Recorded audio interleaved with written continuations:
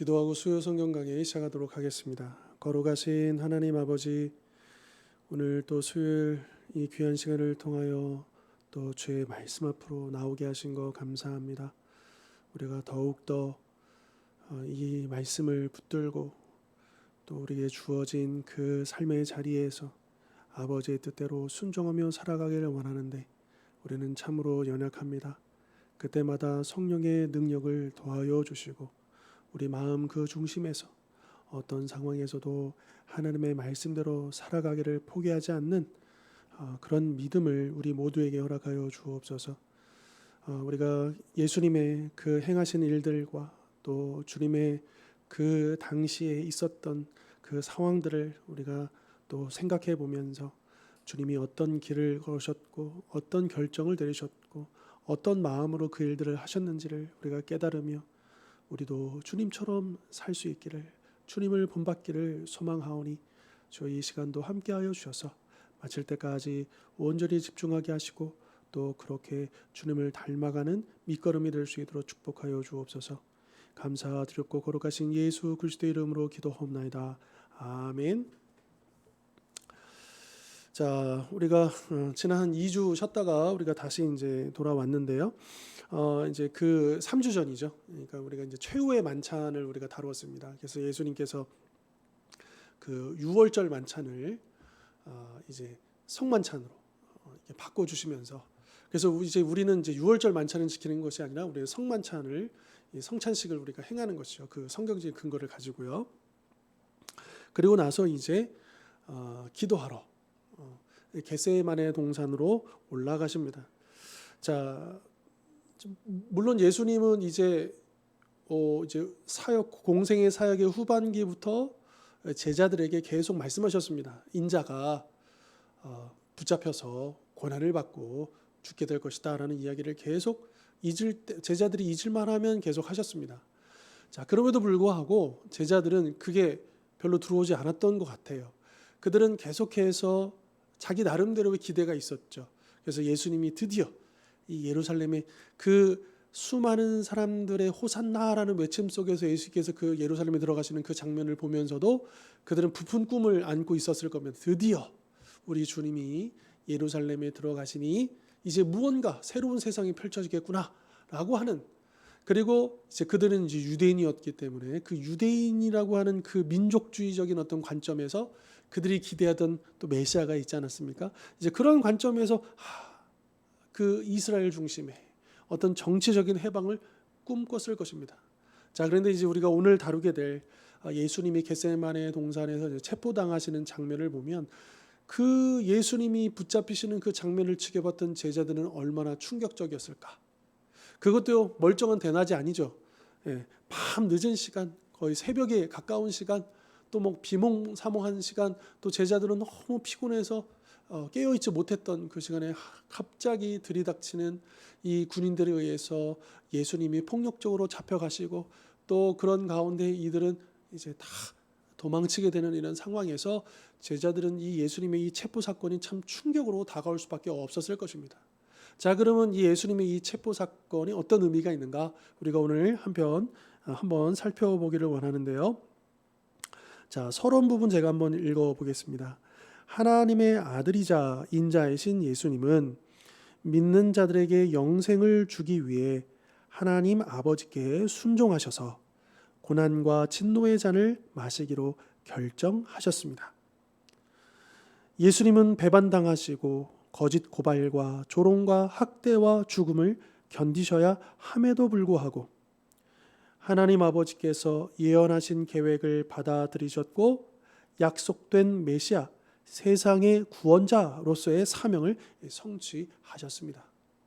그러니까 여기서 오늘 우리가 주목해야 할 건 뭐냐면 예수님의 이 고난과 또 십자가의 죽음에 이르기까지 이 모든 것들을 예수님이 스스로 결정하시고 어떤 강요에 의해서 억지로 이루어진 게 아니라 그분께서 우리를 살리시기 위해서 스스로가 얼마든지 하지 않으셔도 가능했는 그 능력을 가지고 계신 분께서 그 능력을 발휘하지 아니하시고 이 불의한 자들에게 자신을 내어주시는 그런 일들이었다라고 하는 거죠.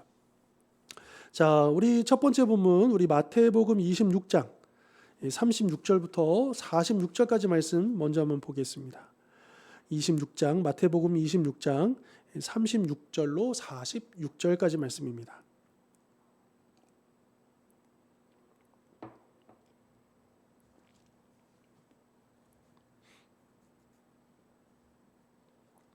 마태복음 26장 36절로 46절 제가 봉독하겠습니다. 이에 예수께서 제자들과 함께 겟세마네라 하는 곳에 이르러 제자들에게 이르시되 내가 저기 가서 기도할 동안에 너희는 여기 앉아 있으라 하시고 베드로와 세베대의 두 아들을 데리고 가실새 고민하고 슬퍼하사 이에 말씀하시되 내 마음이 매우 고민하여 죽게 되었으니 너희는 여기 머물러 나와 함께 깨어 있으라 하시고 조금 나아가사 얼굴을 땅에 대시고 엎드려 기도하여 이르시되 내 아버지여 만일 할만하시거든 이 잔을 내게서 지나가게 하옵소서. 그러나 나의 원대로 마옵시고 아버지의 원대로 하옵소서 하시고 제자들에게 오사 그 자는 것을 보시고 베드로에게 말씀하시되 너희가 나와 함께 1시간도 이렇게 깨어 있을 수 없더냐. 시험에 들지 않게 깨어 기도하라. 마음에는 원이로되 육신이 약하도다 하시고 다시 두 번째 나아가 기도하여 이르시되 내 아버지여 만일 내가 마시지 않고는 이 잔이 내게서 지나갈 수 없거든 아버지의 원대로 되기를 원하나이다 하시고 다시 오사 보신즉 그들이 자니 이는 그들의 눈이 피곤함일러라. 또 그들을 두시고 나아가 세 번째 같은 말씀으로 기도하신 후 이에 제자들에게 오사 이르시되 이제는 차고 쉬라. 보라 때가 가까이 왔으니 인자가 죄인의 손에 팔리느니라. 일어나라 함께 가자. 보라 나를 파는 자가 가까이 왔느니라. 아멘. 자, 예수님께서 이 최후의 만찬에서 이제 이 6월절 만찬이 그것이 이제 이 포도주를 마시게 되지 않습니까? 그러니까 정말 문자 그대로 이제 포도주 잔을 들고 그 잔에 포도주를 채워서 이제 드셨는데 그런데 이제 이 성경이 말씀하시는 이 포도주 잔은 단지 이제 포도주 그 이상의 의미가 있는 거죠. 여기에는 이제 구약 성경에서도 그런 이미지가 있는데요. 이 잔이라고 하는 것은 고난 또 하나님의 어떤 진노, 어떤 이제 그런 이미지가 있습니다. 그러니까 예수님이 이 잔을 비우셨다라고 하는 것은 곧 하나님의 진노를 온전히 감당하기로 하셨다, 결정하셨다라고 하는 그런 의미가 있는 거죠. 자, 그렇게 예수님은 그 당시 제자들은 깨닫지 못했을지는 모르지만 예수님은 알고 계셨죠. 이 잔의 의미가 무엇인지를. 그리고 설명까지 하지 않으셨습니까? 이 잔은 너희들을 위해서 흘리는 나의 피다. 그러니까 예수님은 그 의미를 분명히 알고 드셨던 거예요.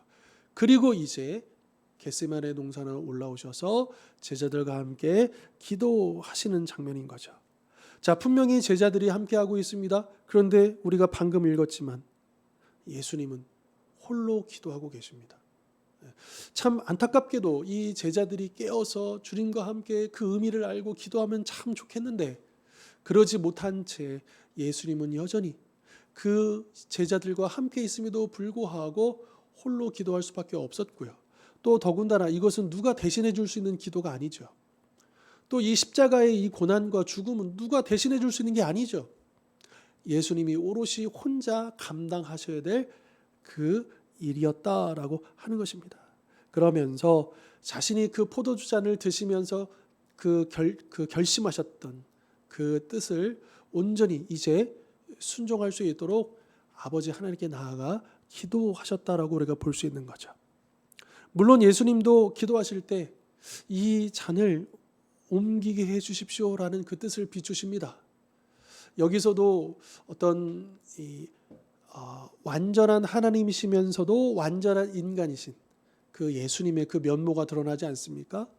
그러나 예수님께서는 그 잔을 피하기를 원하시는 그 면이 있었지만 그럼에도 불구하고 결국에는 결론이 무엇이었습니까? 아버지의 원대로, 아버지의 뜻대로 되기를 원합니다. 바로 이것이 우리에게 본으로 보여주신 예수님의 기도인 것이죠. 예수님께서 제자들에게 가르쳐 주신 그 주기도문에 보면 이런 내용이 있습니다. 뜻이, 그러니까 하나님의 뜻이 하늘에서 이루어진 것처럼 땅에서도 이루어지게 하옵소서. 여러분, 우리의 기도는 과연 어떻습니까? 자, 이 고난의 잔을 받아들이는 것, 뭐 예수님이니까 그거 뭐 얼마나 어렵겠어? 그냥 우리에게 보여주려고 하는 것뿐이지 실제로는 예수님한테 어려운 일이 아니지 아니었을까? 우리는 그렇게 생각해 볼 수 없다라고 하는 거죠. 예수님이 왜 그토록 엎드려서 기도하셨을까? 예수님께서 왜 그렇게 외롭게 홀로 부르짖으셨을까? 한 번도 아니고 3번에 걸쳐서 그렇게 하나님 앞에 엎드려서 기도하셨을까? 예수님에게서도 이 일은 결코 쉬운 일이 아니었다라고 하는 것이죠. 그러면서 제자들에게 말씀하시지 않습니까? 너희가 나와 함께 1시간도 기도할 수 없더냐? 깨어 있을 수 없더냐라고 물어보시죠. 물론 이 의미는 책망처럼 들리진 않습니다. 예수님께서도 그 피곤함을 이기지 못하는 제자들을 바라보시면서 궁일의 마음으로 그러나 그들이 이 기도로서 이것을 이겨내지 못하면 이 사탄과의 영적인 싸움에서 질 수밖에 없다는 것을 주님은 알고 계시기 때문에 제자들을 일깨우기 위해서 그렇게 말씀하신 거죠. 자, 오늘 본문 그 새벽 우리 본문에서도 그 드로아에서 사도 바울이 마지막 날밤 떠나기 마지막 날밤 밤 늦게까지 이 말씀을 강론할 때에 이제 졸음을 참지 못하고 이 3층에서 떨어져 죽은, 물론 살아났지만 그 유두고라는 청년을 우리가 보지 않았습니까? 어떤 분들은 설교 시간에 졸면 안 돼 그런 교훈으로 받아들이시는 분도 있을지 모르겠는데요. 그러나 그 당시에 초대교회 성도들은요, 대부분이 가난한 사람들입니다. 즉 뭐냐, 하루 벌어 하루 먹는 사람들이에요. 그러니까 매일매일 힘겨운 삶을 살 수밖에 없는 사람들입니다. 그러니까 오늘날처럼 이제 그 주간의 첫날에 그 모임이 열렸습니다. 그러니까 오늘날 치면 주일에 해당되지만 그 당시 2000년 전에는 그게 오늘날의 주일이 아니에요. 쉬는 날이 아니에요. 빨간 날이 아니에요. 그냥 그날도 열심히 하루 종일 아침부터 저녁 퇴근할 때까지 열심히 일하다가 이제 퇴근해서 그 성찬식을 포함한 식사, 떡을 떼는 자리는 자연스럽게 그렇게 모임이 시작되는 거죠. 그러니까 초대교회의 그 예배가 이 떡을 떼는 것부터 시작되는 이유가 바로 거기 있는 겁니다. 하루 종일. 물론 소수의 그 가정을 자기 집을 오픈해서 모임을 갖도록 할 수 있는 또 아주 소수의 부유한 사람들이 있었지만 대다수는요 그렇게 가난한 사람들이에요. 그래서 누구 집에 가서 일을 해야 되고 어디 직장 나가서 일을 해야 되고 그런 사람들이 와가지고 힘겹게 그 피곤함 속에서도 이제 저녁을 먹고 나서 이제 하나님 앞에 예배드리는 그 모습들을 우리가 봤죠. 유두고라는 그 사람도 그랬을 겁니다. 믿음이 없어서 부족해서 오기 싫었는데 억지로 그 자리에 온 사람이 아니고 사실은 집에 가서 좀 쉴 수도 있었지만 그 모임을 사모하고 나온 거예요. 피곤하지만. 그런데 이게 졸음이 쏟아지는데 여러분 우리 경험해 봤잖아요. 내가 뭐 예배 시간에 졸고 싶어서 조는 게 아니고, 물론 우리가 영적으로 우리가 안일해지거나 뭐가 문제가 있을 때도 그런 현상이 나타날 수 있지만 정말 우리가 육적으로 정말 많이 피곤할 때는 감당할 수 없는 졸음이 올 수 있잖아요. 그럼에도 불구하고 그 자리를 지키려고 애썼던 그것을 우리 주님은 아신다라고 하는 거죠. 여러분 우리 주님께서 우리 성도님들의 그 고단한 삶을 아십니다. 그 어려운 삶을 아십니다. 모르시는 게 아니다라고 하는 거죠. 그럼에도 불구하고 우리가 주님 앞에 나오기를 포기하지 아니하고 또 엎드려서 기도하고, 정말 그것마저도 힘들 때는 그냥 누워서라도 그런 눈을 감고 주님만 생각해도 우리의 기도를 들으시는 분이 바로 그분이시다 라고 하는 것을 우리가 기억했으면 좋겠고요. 그리고 예수님은 이 고난의 잔 죽음을 받아들이시는 그 순종을 기도를 통해서 결단하셨다라고 하는 거죠. 우리의 기도는 너무나도 비교되지 않습니까? 여전히 우리의 연약함을 핑계대더라도 참 부끄러울 것 같습니다. 우리 주님 앞에 내가 주님을 위해서 이렇게 헌신하고 내가 주님을 위해서 이렇게 결단하고 이런 내용보다는 나의 필요를 나의 문제를 해결해 주시기만을 기도하는 것에 거기에 머물러 있는 우리의 기도는 아닌가 다시 한번 좀 돌아볼 필요가 있지 않겠습니까? 이제 물론 우리가 그 필요를 놓고도 기도해야죠. 또 다른 사람들의 그 중보 기도 제목을 가지고 기도해야죠.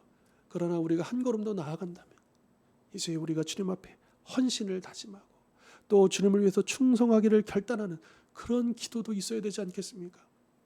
우리가 새벽이든 뭐 각자의 그 개인의 골방에서 또 우리가 함께 모여서 기도할 때 우리 주 앞에 그런 결단을 올려드리는 기도가 필요하지 않겠습니까? 내가 주신 말씀대로 살겠습니다. 내가 주를 위해서 더욱더 충성하겠습니다. 내가 이렇게 힘들고 어렵지만 그래도 내가 더 힘을 내서 주를 위해서 달려가겠습니다. 라고 하는, 그러니까 예수님께서는 아버지 하나님께서 당신을 이 자리에 세우신 것에 대해서 이제 피하지 않고 피할 길을 구하지 않고, 왜요? 그 길만이 우리 죄인들을 살릴 수 있는 유일한 길을 아셨기 때문에 그 길을 가기로 결단하셨습니다. 기도하시면서요. 마찬가지로 우리도 그렇습니다. 하나님께서 우리에게 세우신 자리가 바로 그런 자리입니다. 가정에서, 일터에서, 교회에서 우리가 지켜야 될 자리가 바로 그러한 자리입니다. 우리가 피하면, 우리가 내려놓으면 안 되는 그런 자리이죠. 그때 우리가 기도로서 우리 주 앞에 엎드려서 간구하면서 주님 포기하지 않게 해주십시오. 그 자리를 지켜 주십시오. 기도의 자리를 지키게 해주십시오. 우리 가정을 지키고 또 일터를 지키고 교회를 지키고 우리 주님을 위해서 헌신할 수 있는 그 자리를 내가 결코 놓치지 않게 하여 주옵소서. 우리가 그렇게 기도할 수 있었으면 좋겠습니다.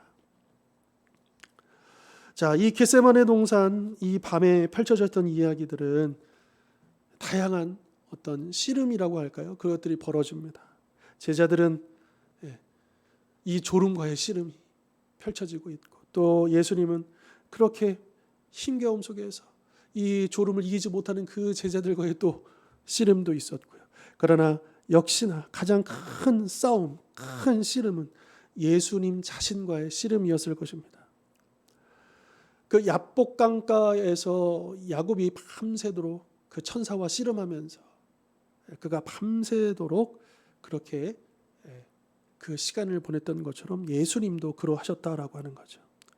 물론 이 겟세마네에서 동산에서 이 자리의 기도는 처음이 아니었습니다. 예수님은 늘, 그래서 누가복음 같은 데 보면 22장 39절에 예수께서 나가사 습관을 따라 감람산에 가심에 제자들도 따라갔더니, 요한복음 18장 2절에 보면 그곳은 가끔 예수께서 제자들과 모이시는 곳이므로 예수를 파는 유다도 그곳을 알더라.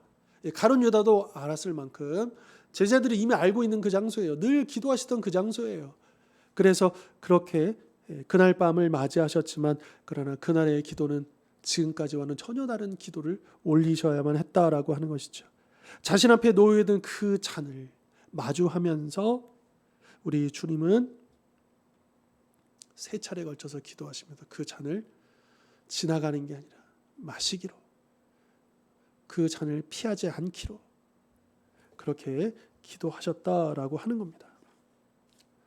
물론 앞에서도 강조했지만 주님은 얼마든지 피하실 수 있는 분이에요. 그것을 마다하실 수 있는 분이에요. 그러나 주님은 그렇게 결단하시고 또 주님 스스로가 이 모든 상황들을 이제 통제하고 계심을 우리에게 보여주십니다. 자, 이어지는 26장 47절부터 한번 보실까요?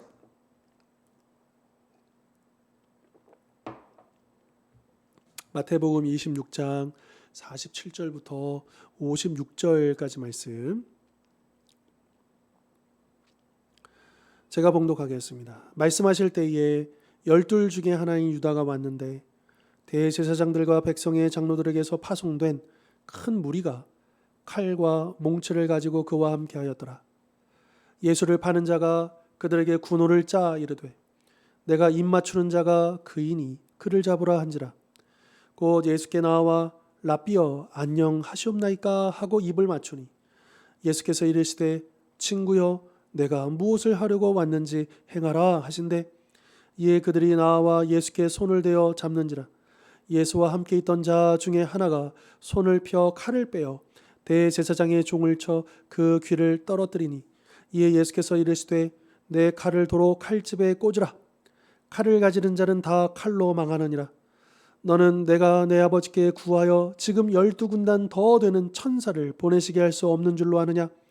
내가 만일 그렇게 하면 이런 일이 있으리라 한 성경이 어떻게 이루어지겠느냐 하시더라. 그때 예수께서 무리에게 말씀하시되 너희가 강도를 잡는 것 같이 칼과 몽치를 가지고 나를 잡으러 나왔느냐. 내가 날마다 성전에 앉아 가르쳤으되 너희가 나를 잡지 아니하였도다. 그러나 이렇게 된 것은 다 선지자들의 글을 이루려 함이니라 하시더라. 이에 제자들이 다 예수를 버리고 도망하니라. 아멘. 자, 예수님이 체포당하시는 그 장면을 이제 묘사하고 있죠. 그런데 이 장면을 보면 보통 이제 예수님께서 이제 붙잡히는 장면 하니까 어떤 이제 예수님은 굉장히 수동적일 것 같고 그를 잡으러 온 뭐 가룟 유다나 그 군인들이 더 이제 주동적일 것 같은데 아니 마치 예수님은 스스로 끌려가는 듯한 잡혀주는 듯한 그런 이제 모습을 보여주고 있다라고 하는 거죠. 다시 말해서 지금 이 체포 상황을 사람들이 아니라 예수님이 주도하고 계셨다라고 하는 거죠. 그러면서 예수님은 유다가 당신에게 다가왔을 때 그를 책망하시죠. 또 예수님이 붙잡혀 갔을 때 물론 오늘 본문에는 나오지 않지만 이제 베드로가 그 칼로 이제 제사장의 종의 귀를 이제 쳐가지고 귀에 이제 상해를 입히지 않습니까? 그런데 그 베드로 또 예수님을 잡으러 온 그 군인들을 향해서도 예수님은 책망하고 계시다라고 하는 거죠. 그러니까 이 모든 상황들을 우리 주님은 철저하게 주도하고 계셨다. 그런데 그 이유가 뭐냐? 54절에 보시면 이런 말씀하십니다. 내가 만일 그렇게 하면 그러니까 당장이라도 내가 12군단에 낸 그 군단 천군 천사들을 불러가지고 내가 이들을 물리칠 수 없는 아느냐? 근데 만약에 내가 그렇게 하면 이런 일이 있으리라 한 성경이 어떻게 이루어지겠느냐. 또 56절에도 이렇게 된 것은 다 선지자들의 글을 이루려 함이니라. 여기서 말하는 성경 또 선지자의 글들은 다 구약 성경을 얘기하는 거죠. 그러니까 구약에서부터 계속해서 예언했던 바 그 말씀을 성취하시기 위해서 예수님은 지금 이렇게 하고 계시다라고 하는 겁니다. 자, 이 가룟 유다가 예수님께 와서 그 입맞춤을 하는데요. 물론 이제 이 당시에 어떤 유대인들의 그 인사법, 우리 이제 해외 유럽 사람들이 보면 이제 가볍게 이제 볼 터치나 이렇게 키스를 하지 않습니까? 그런 것처럼 이제 그런 인사법이었을 거예요. 자, 그러나 그 입맞춤은 좀 다른 의미였던 거죠. 우리가 보통 이제 이 부부간에 이 배우자와의 그 입맞춤은 사랑의 표현이고 친밀함의 표현을 나타내는 것이고요. 또 부모의 입맞춤은 이 자녀들을 향한 부모의 입맞춤은 그 자녀를 사랑하고 보호하는 어떤 그런 뜻이 있지 않습니까? 또 이제 반려견, 반려묘, 이제 반려동물과 또 이제 입맞춤을 하기도 하잖아요. 그것은 뭐예요? 그러니까 이 반려견들을 뭐 그 부분들은 또 애정의 표시이기도 하고 또 이 반려견의 입장에서는 또 주인에 대한 충성에 대한 표시이기도 하겠죠. 자, 그런데 오늘 본문 속에 이 가룟 유다의 입맞춤은 기만과 배반의 입맞춤이었다라고 하는 겁니다. 라삐어 안녕하시옵니까? 이 얼마나 가식적입니까? 바로 얼마 전, 뭐 불과 몇 시간 전 그 최후의 만찬에서 그 자리를 떠나버린 가룟 유다가 갑자기 몇 시간 후에 나타나가지고 라삐어 안녕하시옵. 이게 상황에 맞지도 않고요. 굉장히 어색하죠. 가룟 유다도 뭐 할 말이 딱히 없었던 것 같습니다. 그러면서 억지로 약간의 미소를 띠면서 예수님께 다가왔던 것 같고요. 그리고 예수님은 당연히 그 의미가 무엇인지를 알고 있었다라고 하는 거죠. 자, 그가 대동한 대제사장들, 백성들의 장로들에게서 파송된 그 무리들, 군인들이라고도 볼 수 있고 경비용들이라고 볼 수 있는데, 자, 이들이 예수님을 붙잡았지만 그렇다고 해서 그들이 예수님의 생명을 어찌할 수 있었던 것은 아닙니다. 자, 요한복음 10장 18절에 이렇게 얘기하셔요. 예수님께서 잡히기 전에 이미 제자들에게 이런 말씀하십니다. 이 일을 내게서 빼앗는 자가 있는 것이 아니라, 여기서 이 일을, 이것은 뭐냐면 내 목숨입니다. 그러니까 예수님의 목숨, 당신의 목숨을 내게서 빼앗는 자가 있는 것이 아니라 내가 스스로 버리노라. 나는 버릴 권세도 있고 다시 얻을 권세도 있으니 이 계명은 내 아버지에게서 받았느니라 하시니라. 그러니까 예수님께서 제자들에게 이미 예고하셨어요. 당신께서 붙잡히시는데 그냥 힘이 없어서 붙잡히시는 게 아니라 어쩌다 보니까 붙잡히시는 게 아니라 스스로 붙잡히신다는 거예요. 스스로 목숨을 버리신다는 거예요. 그리고 당신에게는 버릴 권세도 있고 다시 얻을 권세도 있으신데 그런데 우리를 위해서 스스로 버리신다라고 하는 거죠. 예수님이 만약 이 상황 빠져나가기를 원하셨다면 얼마든지 그것은 가능했습니다. 여러분 누가복음에 보면 예수님의 그 말씀에 화가 난 그 동네 사람들이 예수님을 죽이려고 낭떠러지로 몰고 가는데 성경은 뭐라고 하시느냐? 그 상황에 예수님께서 그냥 지나가시더라. 이게 한마디가 이게 다 설명되는 건 아니지만 예수님께서 어떤 초월적인 능력으로 그 사람들의 어떤 그 사이를 벗어나서 그 폭력의 현장에서 나오셨다라고 하는 것을 이야기해 주고 있는 거죠. 예수님이 싸우기를 원하셨다. 그 군대들을 손봐주기를 원하셨다고 한다면 아까도 얘기했지만 12군단도 더 되는 천사들을 불러오실 수 있었다. 한 군단, 문자적으로 우리가 보더라도 한 군단이 6천 명이거든요. 로마의 이제 한 군단을 얘기하는 거니까 12이면 당장이라도 수만 명의 천군 천사를 불러가지고 천국에 그 하늘나라의 그 천사들의 군대를 불러가지고 얼마든지 내가 손봐줄 수 있는데 그렇게 하지 않으셨다라고. 우리 주님은 폭풍을 잠재우시는 분이시죠. 무리를 걷는 분이십니다. 사탄도 주님 앞에 꼼짝할 수도 없죠. 여러분 예수님께서 사탄을 쫓아내실 때 어떤 도구가 필요하지도 않아요. 어떤 주문 같은 것도 필요하지 않아요. 그냥 한 말씀이면 됩니다. 나가라. 그런 분이 우리 주님이시죠. 그러니 이 당시 이 상황도 우리 주님은 당연히 주도하시고 통제하실 수 있었다. 그러나 예수님은 자신의 그런 능력들을 다 제한하셨다. 하나님의 뜻에 순종하기 위해서 그 성경의 말씀을 성취하시기 위해서 우리를 구원하시기 위해서 그렇게 하셨다라고 하는 거죠. 주님은 말씀이 이루어지기를 스스로가 거기에 맞춰서 당신을 내어주셨다라고 하는 거죠. 이날 밤에 일어났던 모든 일들은 사실 다 성경에 예언된 것들입니다. 그러나 제자들이 그것이 말씀에 이미 이루어졌던 일들이 이제 이루어지는구나 웃고 떠들 수 있는 상황은 전혀 아니죠. 위로도 되지 않았을 것입니다. 예수님은 이 하나님 아버지의 말씀이 계획이 온전히 이루어지는 데 있어서 전혀 흔들림이 없이 동요 없이 묵묵히 그 길을 걷고 계셨지만 제자들은 떨며 두려워했고 결국 다 예수를 버리고 도망했다라고 성경은 말씀하고 있는 거죠. 특별히 마태복음은요. 유대인들의 복음서 아닙니까? 그러니까 유대인들의 성경, 즉 구약 성경, 이 구약 성경의 예언을 성취하셨다는 것을 다른 복음서보다도 훨씬 더 다양한 방식으로 그렇게 강조하고 설명하고 있습니다. 예수님의 탄생부터 시작해서 세례를 받고 그의 모든 공생의 사역과 이 십자가에 이르는 이 겟세마네 동산의 사건에 이르기까지 그 모든 것들을 다 예언의 성취의 연속. 그러니까 이 각각의 예언들이 그냥 따로 노는 게 아니고 이게 처음부터 하나까지 마치 이제 여러 구슬을 한 실에 꿰는 것처럼. 그러니까 마태복음은 그것을 처음부터 끝까지 쭉 하나로 보고 있다라고 하는 거예요.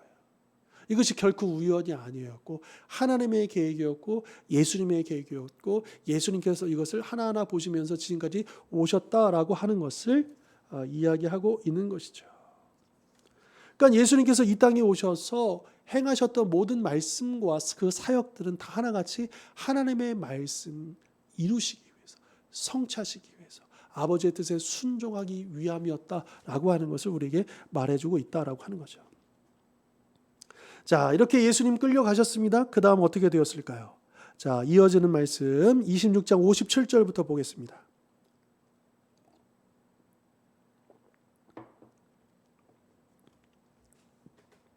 (57절부터) (68절까지) 말씀 제가 봉독합니다.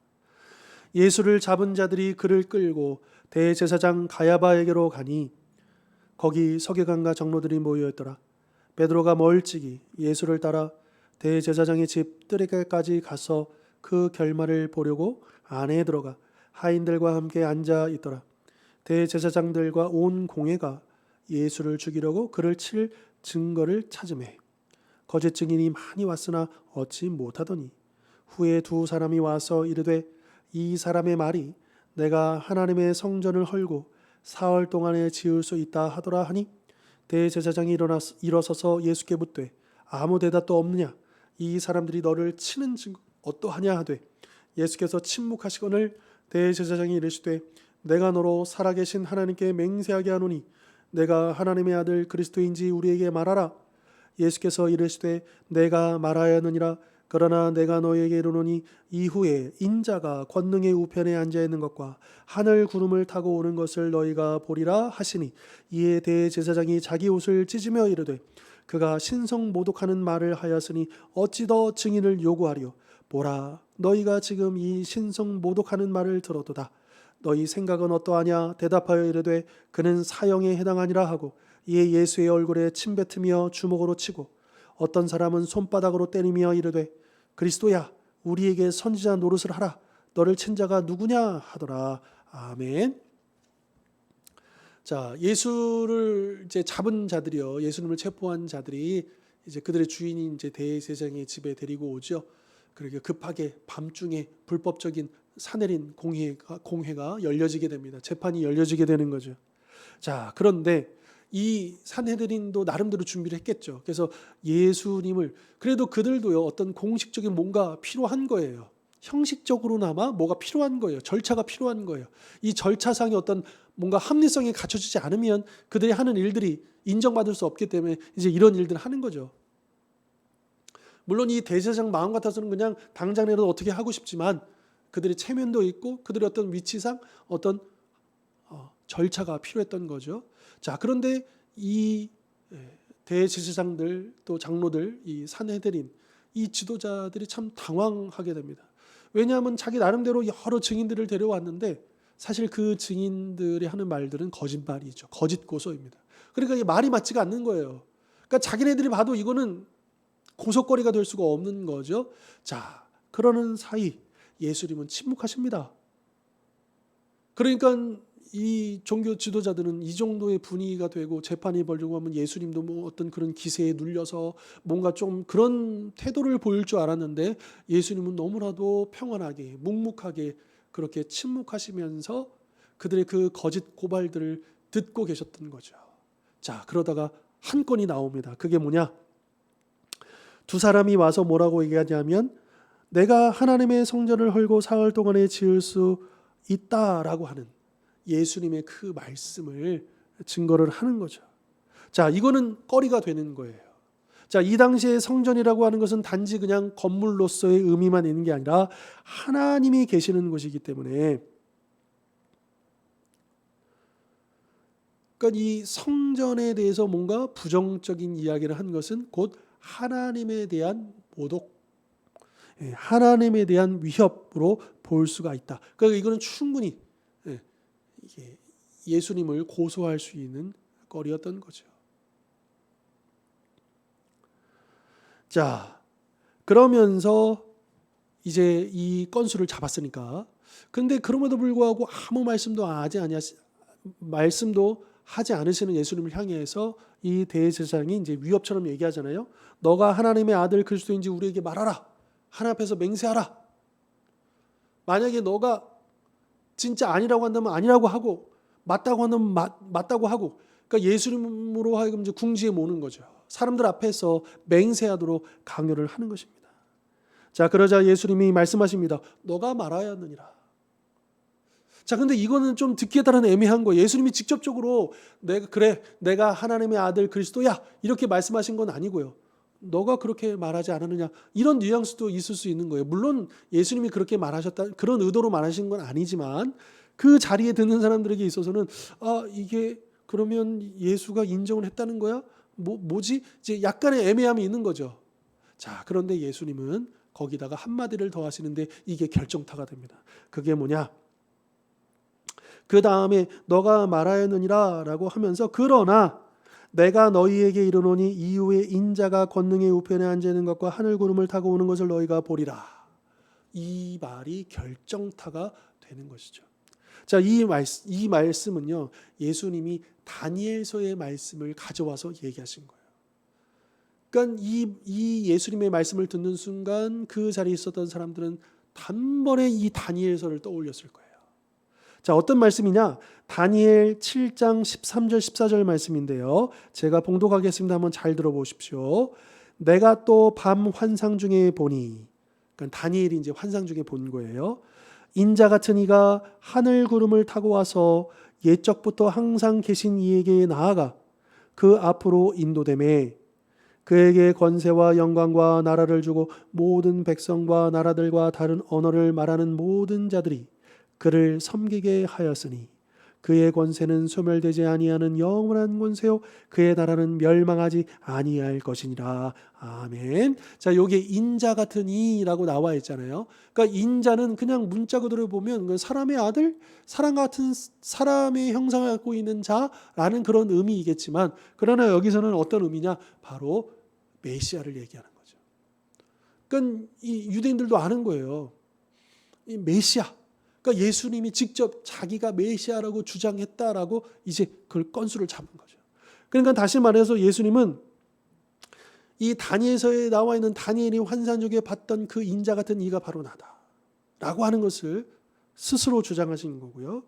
그리고 당신께서 그 다니엘이 본 것처럼 하늘에서 내려온 자임을 말씀하셨기 때문에 가뜩이나 이 사내들이는 어떻게 해서든 예수님을 신성모독의 죄에 딱 묶어야 그를 사형에 처할 수 있는데, 예수님 스스로가 그 신성모독의 죄에 해당되는, 그래서 앞전에 그 거짓 고소 그 증인들 있잖아요. 그건 뭐 다 필요 없고 지금 예수님이 자백한 결과가 되는 거죠.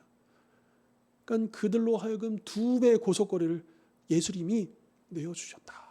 아마 대제사장들은 아마 손뼉을 쳤을 것입니다. 속으로는요. 드디어 됐다. 이 예수를 잡아 죽일 수 있는 결정적인, 여러분 오늘날 그런 거죠. 스모킹 건이라 그러잖아요. 아주 결정적인 단서. 스모킹 건이 돼버렸던 거죠. 그런데 이게요, 예수님이 아무 생각 없이 얘기하신 게 아니라 정말로 주도하시면서 스스로 당신을 내어주시기 위해서 그렇게 하셨다라고 하는 거죠.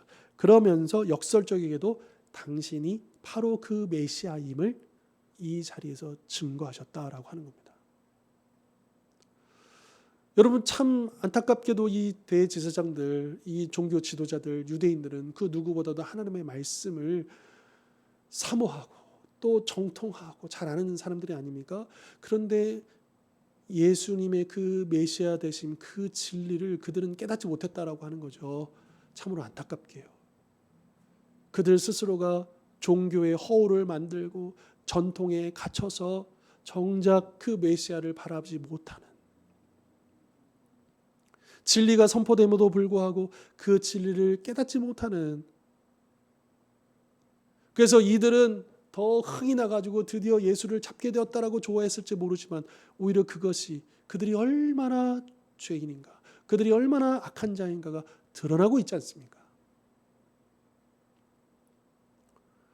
오늘 우리들도요, 이런 우애에 빠질 수가 있어요. 우리가 교회를 다니고 신앙생활을 하고 내가 예수를 믿고 그러면 나는 항상 진리에 서 있다라고 착각하기 쉬워요. 마치 이 당시의 바리새인들, 종교 지도자들처럼요. 그러나 우리는 늘 겸손해야 합니다. 물론 우리는 진리를 믿고 예수 그리스도를 믿고 구원을 받은 자이지만, 그러나 우리가 그 진리는 아니에요. 오직 예수님만이 진리이시죠. 우리는 진리를 따른다고 생각하지만 그러지 못하는 순간도 있을 수 있다는 것을 인정해야 돼요. 늘 겸손해야 돼요. 만약에 이것을 우리가 놓치게 된다면, 만약에 누군가 나를 비판한다? 그러면 착각하는 거예요. 나의 어떤 잘못을 비판하는 건데 마치 진리를 비판하는 것처럼. 교회를 비판했어?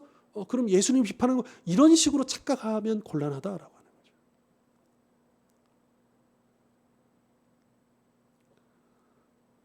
그럼 우리가 곧 진리가 아니지 않습니까? 우리는 진리를 따르는 사람일 뿐이죠. 그렇기 때문에 우리는 많은 연약함이 있고 부족함이 있다는 것을 인정하고 겸손하게 그 진리를 놓치지 않기 위해서, 그 진리를 깨달을 수 있도록 늘 그 겸손한 신앙을 가지고 우리가 주님을 따라야 할 것입니다. 자, 결론 부분 제가 한번 읽어볼게요. 하나님의 진노는 많은 교회에서 다루는 대중적인 주제는 아닙니다. 받아들이기 힘겨운 진리이기 때문입니다. 특히 죄에 대한 하나님의 진노가 예수 그리스도의 복음을 알지 못하는 사람들에게 부어질 것을 생각하면 더욱 그렇습니다. 그렇죠. 하나님의 심판, 하나님의 진노. 이것을 보편적으로 자주 다루기는 참 어려운 감이 없지 않아 있는 것이 사실이죠. 십자가에 달리시기 전날 밤에 예수님은 어둠 속에서 자신의 정체성과 사명의 무게와 씨름하셨습니다. 예수님은 마지막까지 기도로 씨름하셨습니다. 우리 죄를 대속하고 우리를 대신해 하나님의 진노를 받으시기 위해 십자가를 향해 나아가셨을 때도 예수님은 확고부동하셨습니다. 결국 그 잔을 완전히 비우심으로써 예수님은 버림받으시고 죄와 슬픔과 죽음을 경험하셨습니다. 예수님은 우리가 이러한 고통을 영원히 겪지 않도록 당신과 나를 위해 그렇게 하셨습니다. 그래서 우리는 하나님을 찬양해야 합니다. 그리고 그분을 필요로 하는 세상을 향해 하나님의 아들께 드리는 찬양을 우리는 계속해서 선포해야 한다라고 하는 것이죠. 여러분, 예수님을 보통 우리가 두 번째 아담이라고 하지 않습니까? 로마서에 보면 사도 바울이 그렇게 비유하고 있죠. 첫째 사람 아담과 둘째 아담 예수님에 대해서 각각의 인류를 대표하는. 그런데 아담은 어떻습니까? 그 사탄의 유혹 앞에서 흔들렸죠. 자기를 유혹하는 그 뱀에게 저항하지 못한 채 이 아담은 하나님의 뜻을 따르는 대신에 자기 뜻대로 보암직하고 먹음직하고 정말 내가 하나님처럼 될 수 있어 라고는 자기의 욕망을 따라서 자기가 원하는 바를 따라서 행하고 결국 죄에 빠지고 말았죠. 그러나 겟세마네 동산에서 두 번째 아담이신 예수님은 하나님의 뜻에 온전히 순종하기로 결단하시고 그 길로 가셨다라고 하는 것입니다. 그리고 십자가에 죽기까지 순종하셨다라고 하는 것이죠. 자신을 이 고난의 자리로 불러주신 하나님께 마지막까지 끝까지 순종하신 예수님으로 말미암아 이제 우리는 더 이상 아담으로 인한 그 죄의 굴레에 이제 붙잡히지 않고 벗어날 수 있게 되었던 것이죠. 그러니까 예수님께서 왜 그토록 끝까지 하나님 뜻에 순종하시고 십자가의 죽음 이르기까지 순종하셨느냐? 바로 우리가 그 영원한 쳇바퀴 돌듯이 그 죽음의 늪에서 더 이상 헤어나오지 못하는 그 운명에 빠지지 않도록 우리 중에서 우리를 건지시기 위해서 그렇게 하셨다라고 하는 것입니다. 자, 우리가 오늘 예수님께서 첩보당하시는 이 장면을 통해서 우리는 한 가지, 하나님께서는 우리에게도 도전하고 계시다는 거예요. 명령하고 계시다는 거예요. 무엇을요? 예수님의 그 발자취를 보면서, 예수님의 그 기도를 보면서, 예수님이 끝까지 순종하시는 모습을 통해서 우리도 그 길을 걸어야 한다. 조금 더 직접적으로 우리가 표현을 해본다면 하나님은요, 우리를요 고난의 자리로 부르셨어요.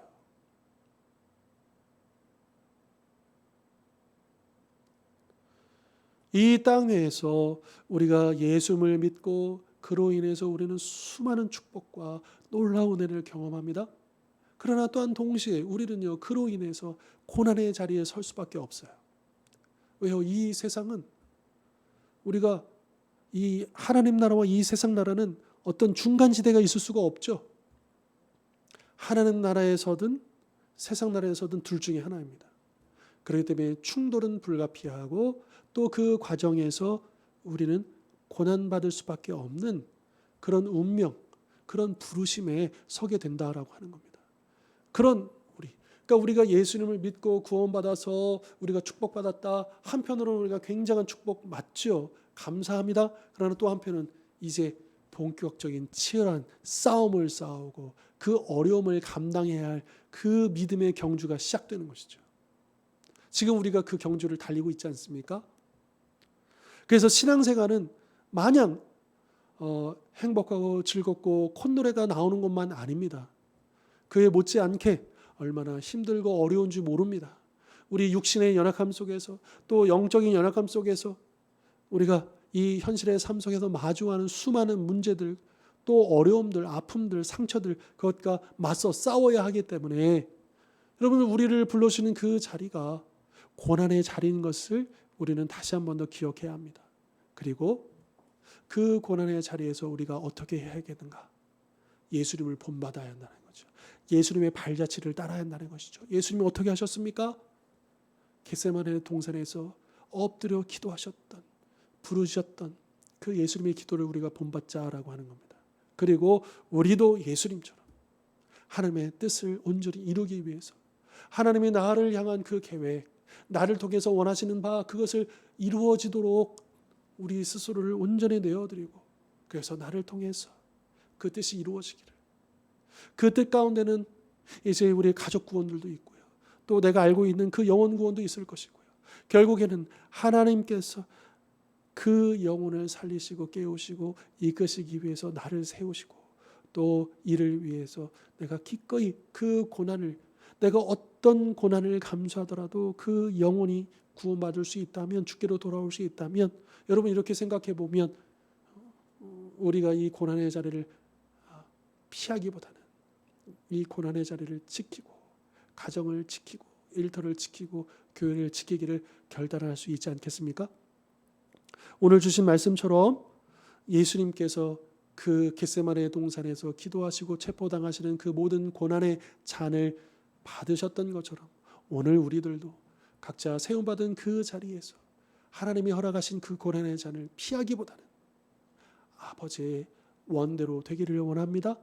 또 그렇게 순종할 수 있는 믿음을 주옵소서. 그렇게 고백하고 결단하고 쓰임받는 그리고 귀한 열매를 거두고 하나님 뜻을 이루어내는 도구로 사용되는 우리 모든 성도님들 되실 수 있기를 주님의 이름으로 축복합니다. 기도하겠습니다. 하나님 아버지, 예수님께서 최후의 만찬을 마치시고 겟세마네 동산에 올라가 기도하시는 그 모습을 우리가 생각해 봅니다. 상상해 봅니다. 주님은 단지 쇼를 보이시는 것이 아니라 정말 힘겹게 기도하셨고 부르짖으셨습니다. 그러나 그 기도를 통하여 주님은 더욱더 확고해 주셨고 그리고 그 고난의 자리를 스스로 그렇게 달려가셨음을 보게 되어집니다. 오늘 우리도 그렇게 기도하지 않고서는 감당할 수 없는 우리의 삶의 현실이 있고 또 귀한 사명이 있습니다. 주님, 우리가 언제까지 우리의 연약함을 핑계댈 것입니까? 우리의 한계에 붙잡혀 있을 것입니까? 내가 할 수 있는 일에 머물러 있겠습니까? 주여, 나를 향한 하나님의 계획을 보여주시고 또 나를 통한 주의 그 뜻이 이루어지기를 그 소망하는 가운데 이제 능력을 구하고 믿음을 구하며 예수님처럼 그렇게 기도하고 결단하여 그 고난의 자리를 마다하지 아니하고 피하지 아니하고 그 자리를 지켜서 우리 사랑하는 가족과 이웃들을 구원해내고 하나님의 뜻이 이 땅에 이루어지는 그 일에 귀하게 쓰임받는 우리 모두가 다 될 수 있도록 축복하여 주시옵소서. 감사드렸고 거룩하신 예수 그리스도의 이름으로 기도하옵나이다. 아멘. 감사합니다. 우리 다음 시간에는 우리 5과 구원자 예수님이 십자가에 못 박히시다. 이제 십자가에 대한 이야기를 또 다음 시간 또 함께 나누도록 하겠습니다. 오늘도 함께 해주셔서 감사합니다.